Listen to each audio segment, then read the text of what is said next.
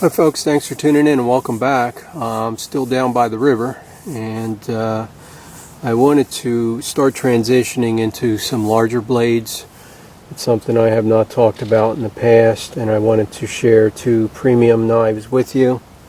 Now we are moving into some knives that are going to be heavier in the hand for sure. And what we have here in the back is a Fallkniven A1 Survival Knife. And in the front here I have a Bark River 1.5.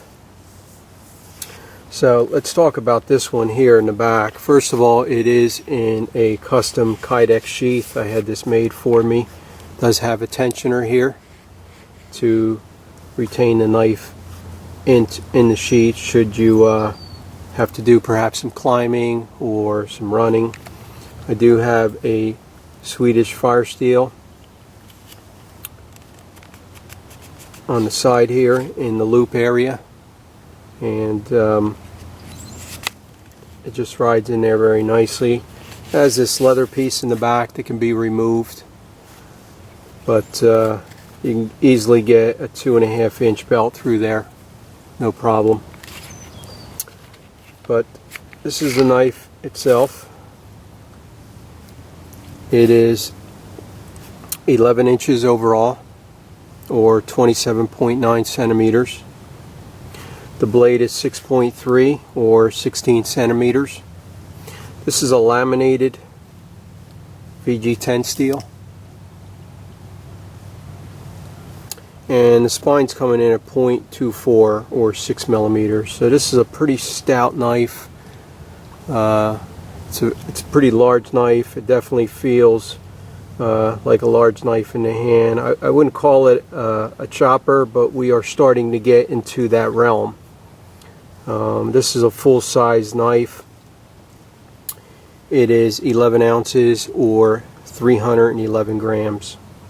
So it's a pretty robust blade, very heavy duty. Two pieces of steel sandwiched together to create that lamination. It did have a little tiny chip here that I was able to work out.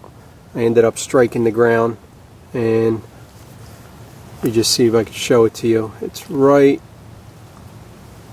in that little corner right there, and I don't even think you could see it now. I used the work sharp and some sandpaper and I was able to work it out, but it happens. And this handle here is Kraton. It does have a lanyard loop pommel, and this is the Fallkniven A1. So I'll set that down right here, and then we'll talk about this knife here. First, let me show you what I have it paired with. I have it paired up with a Fox River. This is a mini Fox River, black canvas and red liners. And this is in the CPM 3V steel. And overall this knife is 6.6 inches or 16.7 centimeters. The blade is 2.9 inches or 7.3 centimeters. Spine's coming in at 0.150 or 3.8 millimeters. And this is a very light knife. It's only 3.8 ounces or 107 grams. So it's very nice for close-up work. It's actually a pretty decent skinner too. So this is what I have it paired with. I actually built this this kit. I put together this ensemble here for a trip to Canada, and I have the matching firesteel, and it also has red liners. But let's talk about the knife. This is the Bark River 1.5. I previously reviewed the 1.25, so this one is going to be a larger knife. And it's coming in at 11 inches overall, 27.9 centimeters.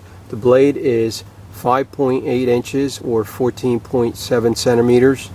It is in the CPM 3V steel. And the spine is 0.217. So it's a very stout blade, 5.5 millimeters. And this one's actually a little bit lighter than the Fallkniven. It's 9.8 ounces or 277 grams. Here's the red liners. Those have a loop in the back.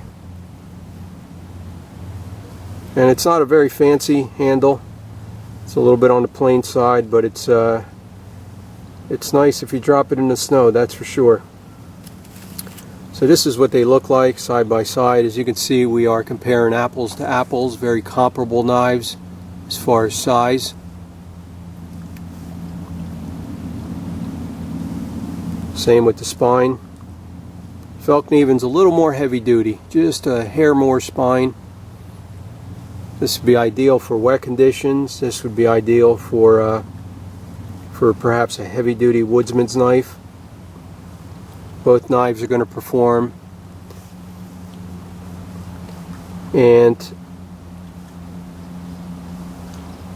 I would prefer to use this one in the winter, and I would use this one in the summer, or perhaps a 3-season knife.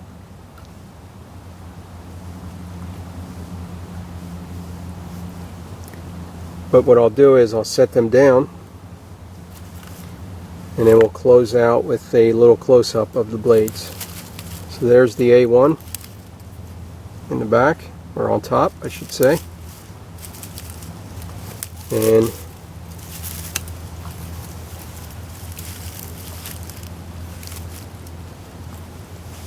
see if I can bring in a little bit closer.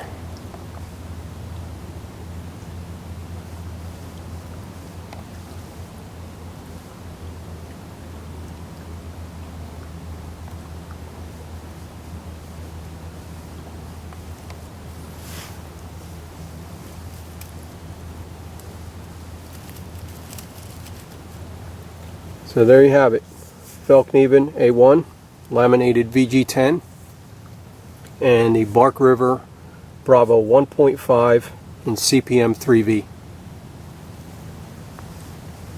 Thanks for tuning in, and see you all next time.